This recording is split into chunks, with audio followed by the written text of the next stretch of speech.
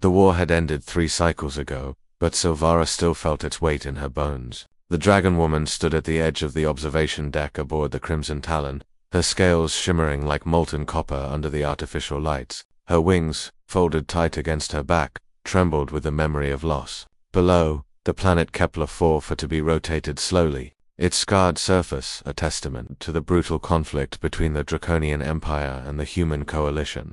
She had lost her daughter there, Elsa, her precious half-human, half-dragon child. The funeral pyre had been magnificent, as befitting a warrior of Elsa's caliber. Silvara had watched the flames consume the empty casket, her throat raw from keening the death songs of her people. No body had been recovered from the battlefield. The humans had assured her that Elsa died honorably, taking down a Kratha war mech single-handedly before being consumed in the explosion. That should have been enough. Warriors needed no corpses. They lived on in glory and memory. But Silvara's human heart, the part she inherited from Elsa's father, refused to accept it. Something felt incomplete, like a song missing its final note. The door behind her hissed open. Silvara didn't turn. Few dared disturb her during her morning hours. "Ma'am," a young ensign's voice cracked slightly.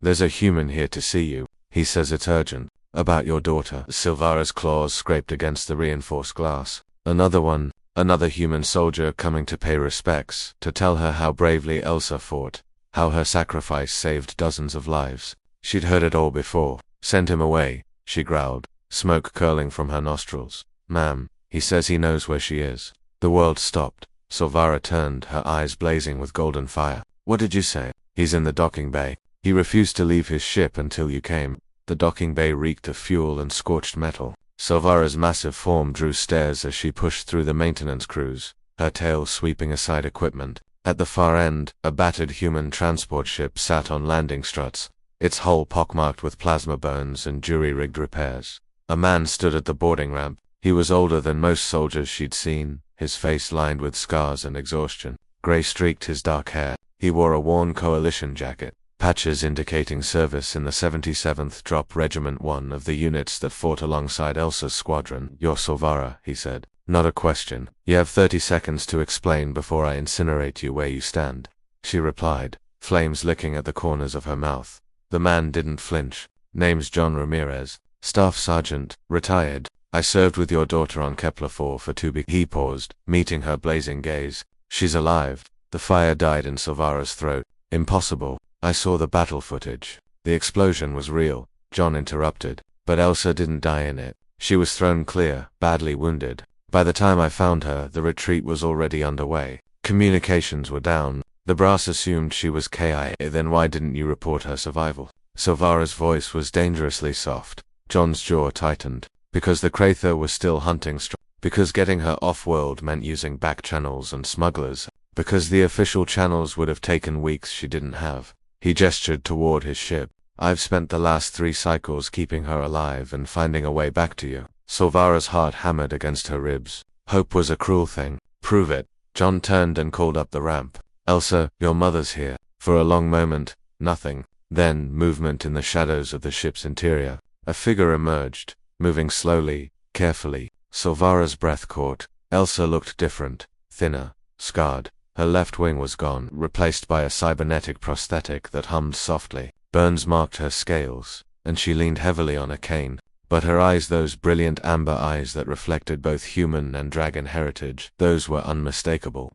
"Mother," Elsa whispered, her voice hoarse. Silvara moved before thought could catch up, crossing the distance in 3 massive strides. She dropped to her knees and pulled her daughter into her arms, careful of the injuries, mindful of the fragile side. Elsa's good wing wrapped around her mother's shoulders.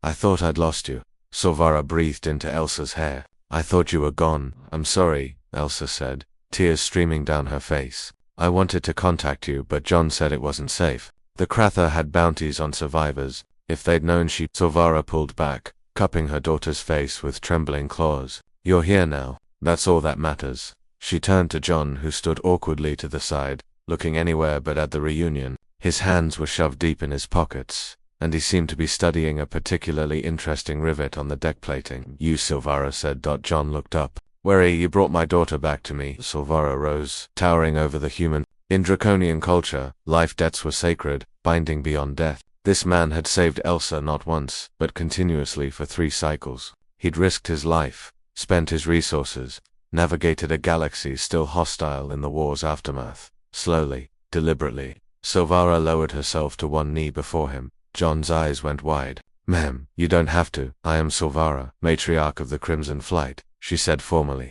"You have returned that which I thought lost forever. By the ancient laws of my people, I am bloodbound to you, John Ramirez. Your enemies are my enemies. Your battles are my battles. Until the stars grow cold, you have the protection and loyalty of House Crimson, Mum." "He's turning red," Elsa said, a hint of amusement breaking through her tears. John rubbed the back of his neck, clearly uncomfortable. "Look, I just did what anyone would do. Elsa's a good soldier, good person, couldn't leave her behind." "Most would have," Silvara said, rising. "But you didn't. That makes you extraordinary, even by human standards." She extended her "Thank you, John Ramirez. You've given me back my world." John hesitated, then grasped her claw in his calloused hand. "Just doing my duty, ma'am." "No," Silvara said softly, looking at Elsa, who smiled despite her tears and scars. "You did far more than duty. You've proved what humans have shown us time and again during this war, that your species fights not just for victory, but for each other. Even when the cost is high. Even when no one's watching." She pulled John into an embrace that made him wheeze slightly. "Welcome to the family, Staff Sergeant."